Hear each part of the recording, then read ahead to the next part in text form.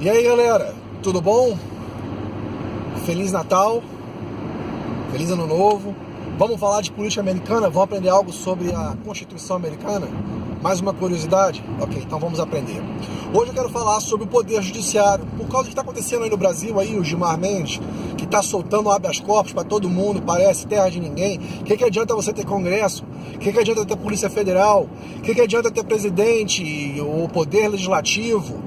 Se um juiz pode falar assim, não, solta todo mundo. É triste, né? A verdade é que o Poder Judiciário, tanto aqui no Brasil, tanto aqui nos Estados Unidos como no Brasil, foi eleito para ser um poder não político. É a única parte do poder que não era para ser político. É a única parte do poder que não é eleito. Eles são nomeados, eles são confirmados pelo Senado, eles são nomeados pelo... Aqui nos Estados Unidos é nomeado pelo Poder Executivo e confirmado, votado pelo Senado. O presidente nomeia o juiz federal e o Senado aprova. É para ser a parte do governo que simplesmente interpreta as leis, que não tem partido, é partidário. Eles não são nem democratas e nem republicanos, eles não são liberais e eles não são progressistas, eles não são conservativos, eles não são republicanos. Mas na verdade não é assim não, né? Lógico que não. Infelizmente, a ideia era manter o poder judiciário não político. A ideia é manter o poder judiciário, a justiça cega. A ideia era que o poder judiciário seria a última palavra, né? A palavra do sábio juiz, como Salomão. Mas como tudo que o homem faz, corrompe-se. Todas as organizações, todas as instituições humanas são corrompidas, porque o ser humano é corrompido. Então, o Poder Judiciário aqui nos Estados Unidos, deixa eu só te falar como funciona. É dividido, os juízes federais são divididos em 94 distritos federais. Cada estado tem pelo menos uma corte federal e os estados maiores, com mais população, tem várias. Esses distritos estão divididos dentro de 13 circuitos, que às vezes pegam 3, 4, 5 estados fazem parte do circuito, 8 estados fazem parte de outro circuito e assim vão dividindo a população caindo de um circuito. E os 13 circuitos, lógico, estão debaixo da Suprema Corte. A Suprema Corte, hoje, ela é composta de 9 membros, tá? Deixa eu só falar sobre as duas filosofias jurídicas que existem hoje nos Estados Unidos. Filosofias jurídicas, não países, não partidos, né? Esses partidos, o Partido Republicano, o Partido Democrata, a filosofia da direita, a filosofia da esquerda, se transformou em filosofias jurídicas. A filosofia jurídica que existe na América é a conservativa. A conservativa, ela olha para a lei e ela tenta explicar a lei, e ela tenta interpretar a lei no seu intento original. O que a pessoa, quando escreveu a lei naquele dia, o que eles queriam dizer com essa lei. Então as palavras têm um sentido, o sentido das palavras não mudam. Molhado era molhado 300 anos atrás e molhado hoje é molhado. O outro filosofia jurídica de interpretar a lei é a progressista, é a liberal. Eles dizem que a Constituição é um documento vivo. Eles dizem em inglês, it's a living, breathing document. É um documento vivo, entendeu? Não importa que a pessoa 300 anos atrás escreveu dessa forma, né? O James Madison, quando ele escreveu a Constituição, ele pode ter escrito dessa forma, mas nós temos que interpretar essa lei à luz do nosso conhecimento de hoje e aplicar para o país como está escrito hoje.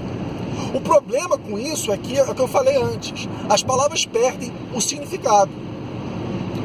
O molhado pode ter sido molhado 300 anos atrás, mas hoje molhado, na verdade, mudou o conceito de molhado. Molhado hoje é seco, gente, todo mundo sabe disso, entendeu?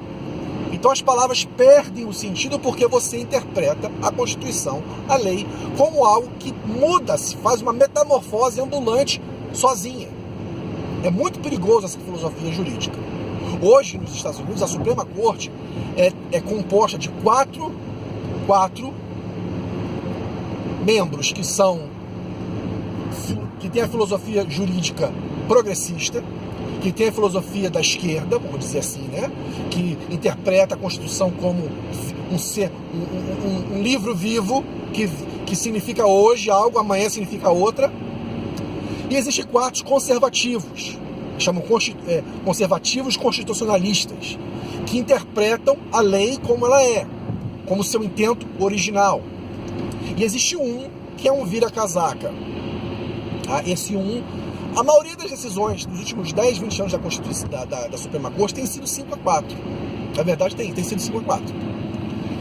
Entendeu? Por isso, agora vamos explicar para vocês a razão, a importância tremenda que é a eleição presidencial, porque o presidente é o que escolhe o membro da Suprema Corte. E o Senado aprova, o Senado concorda, o Senado tem que dar pelo menos 51 votos para aprovar.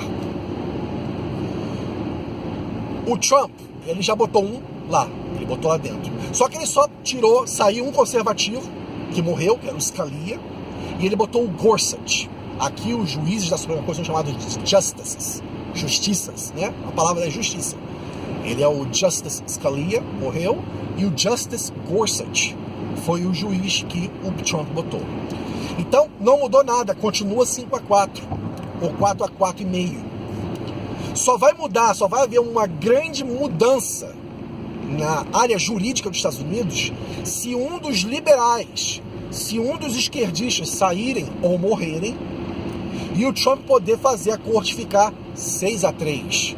O Trump poder fazer essa corte ficar, né, pelo menos um 5-3 definido, um 5-3,5, um 5,5, 3,5. Que aí realmente a corte vai ficar totalmente para um lado mais constitucionalista, para um lado mais onde a corte não faz leis, a corte não cria leis, a corte simplesmente interpreta leis. Por exemplo, casamento gay nunca foi passado pelo Congresso dos Estados Unidos, nunca foi debatido pelo povo. O poder legislativo é o poder que mais representa o povo, gente. Não é o poder judiciário, não é o poder executivo. Quem representa o povo mais perto de você é o poder legislativo, é o Congresso. O Congresso é a casa do povo. Aborto foi uma decisão de 5-4. Casamento gay foi uma decisão de 5-4. Por isso que esses assuntos, existe ainda fricção na sociedade, não existe ainda o povo que perdeu sente que eles não foram representados, porque nunca foi debatido no Congresso, na casa do povo. E essas decisões de 5-4, na verdade, nunca eram para ser dessa maneira. Eu vou te explicar por quê. A Constituição original, a Suprema Corte original, não tinha 9 juízes na Suprema Corte. A original tinha 6, tinha um número par, não tinha um número ímpar. A ideia era a seguinte: se empatasse 3-3, essa decisão voltava para a corte inferior. De novo, uma corte que esteja mais perto do povo, porque pelo menos só ia afetar aquele estado ou aquela região, em vez da Suprema Corte afetar todo o país. Os fundadores, né, o James Madison, eles falam aqui, o Founding Fathers, os pais fundadores do país que escreveram a Constituição, eles entendiam o seguinte: se o Congresso precisa de 2/3 para mudar a lei, o Congresso precisa de 2/3 para poder mudar a Constituição. Então vamos fazer também que o Poder Judiciário também precisa de 2/3, quer dizer, 4-2. Vai ter que ser uma decisão de 4-2 pelo mínimo, para você poder mudar a Constituição, você poder revogar uma lei, para você poder anular uma lei. Então, o intento original do Poder Judiciário nunca foi ser esse Poder Judiciário que é terra de ninguém, que manda e que não existe nada que o Congresso pode fazer, não existe nada que o presidente possa fazer, porque o Supremo Corte, Gilmar Mendes falou e está falado. A Suprema Corte falou e está falado. Nunca foi feito para ser dessa maneira. A Suprema Corte não foi criada para ser um poder judiciário mais forte do que o poder legislativo, mais forte do que o poder executivo. Foi ser para ser dos poderes do povo. E era para ser a única parte do poder que não era para ser político, era para ser imparcial. Mas infelizmente, tanto aqui nos Estados Unidos, como eu já expliquei, hoje é 4-4, é o meu time. E aí no Brasil, o poder judiciário se corrompeu e se transformou político, se transformou parcial. É uma vergonha que está acontecendo. Porque o certo era o poder judiciário ser também ter resposta, poder ser impeached, né? O Congresso tem que ter uma forma de impeach um juiz que seja literalmente doido, fazendo doidice. Existe, entre eles mesmos, eles podem se policiar, né? Várias cortes estaduais já tiraram juízes de si mesmos, mas hoje não existe um mecanismo onde não existe, pode haver, porque o Congresso, de novo, o Congresso pode passar uma lei, o Congresso é o poder mais poderoso que tem, gente, tá? Não é o Executivo, vocês veem os meus vídeos, vocês sabem disso, eu já expliquei. O Congresso faz lei. Então, se o Congresso quiser criar uma lei, um dispositivo, um mecanismo para poder fazer um impeachment de um membro da Suprema Corte, ele pode criar. Hoje não existe. Os membros da Suprema Corte são apontados, nomeados, e uma vez que são confirmados pelo Senado, são confirmados por vida. Não sei se é assim o caso no Brasil, mas por isso que você vê esses juízes arrogantes, né? É uma ditadura da toga. Eu vi alguém falar assim, a ditadura da toga. São pessoas que são totalmente arrogantes, que como se fossem coronéis, voltamos pro velho oeste do coronel, onde eu na canetada eu mando e todo mundo tem que obedecer. Isso não é democracia, isso não é representatividade. Há que haver uma reforma no poder judiciário, tanto aqui na América quanto nos Estados Unidos. Tá bom? Nossa, ficou gritando aqui no computador ali. Mas é isso aí, tá? Um abraço, fiquem na paz. E se eu não ver vocês até o Natal, Feliz Natal e um próspero ano novo. Valeu!